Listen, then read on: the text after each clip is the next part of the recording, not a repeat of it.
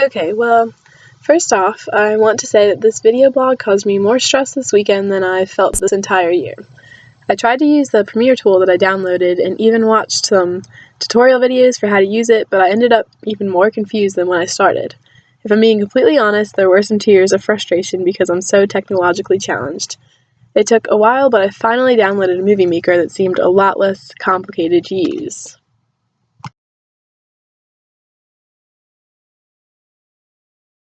After having a 3-day week because of MLK Day and then a snow day, this week seemed to drag on forever and I was exhausted by the time the weekend came.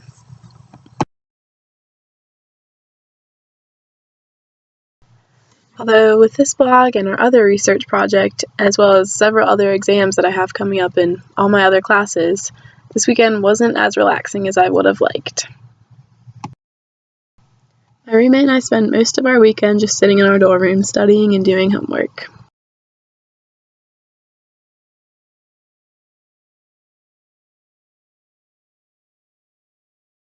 My favorite part of this weekend was probably when I went to see The Intern with my roommate and a couple of friends. It was a really cute and funny movie that left you feeling really good at the end of it, and I would highly recommend it.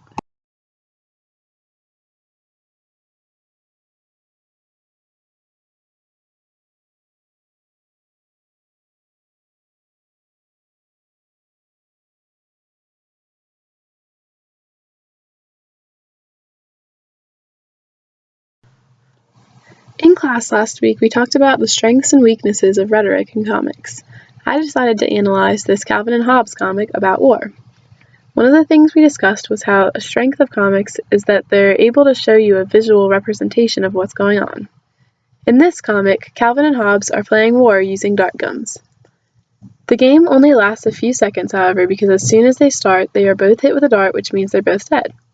The point of the comic is to kind of make fun of war because essentially that's what's happening. An important quote in the comic is when Hobbes asks why they don't play peace, and Calvin says there are far too few role models. This is important because they're pointing out a sad truth, that there are more famous people when it comes to violence than peace. The comic is also able to add some humor, which makes it more appealing to people's emotions, while at the same time it's getting an important message across to the audience.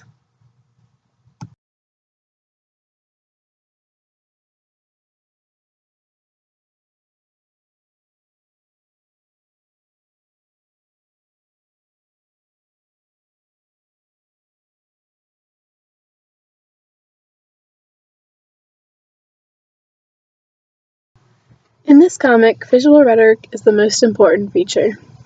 It shows a teenage boy answering his girlfriend's question about the future and compares it to unwiring a bomb.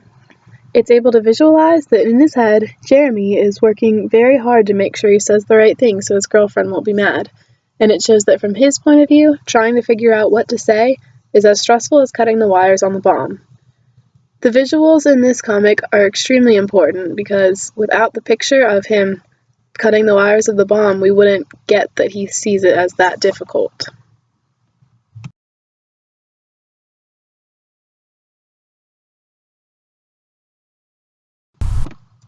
To conclude my first video blog, I decided to add a few pictures that show how I felt when we were first assigned this.